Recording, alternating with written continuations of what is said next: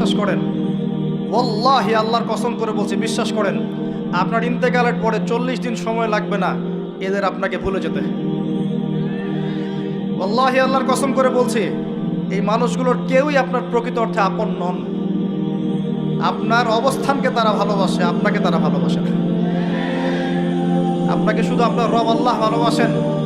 আপনি তার উপর তাওয়াক্কুল করে হারাম ছেড়ে দেন, আপনাকে আল্লাহ বেহিসাব রিজিক দেবে ইনশাআল্লাহ তাআলা। মানুষ মানুষের অবস্থানকে মূল্যায়ন করে, আপনার পরে তার আপনাকে মনে রাখবে না।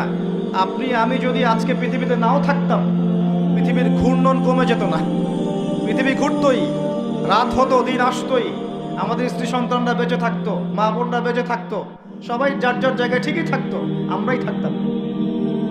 এটাই বাস্তবতা, এটাই দুনিয়ার নির্মম বাস্তবতা। তাহলে এই দুনিয়ার সংক্ষিপ্ত জীবনে কাদের কথা চিন্তা করে আপনি আল্লাহর অবাধ্যতা করছেন? কাদের কথা চিন্তা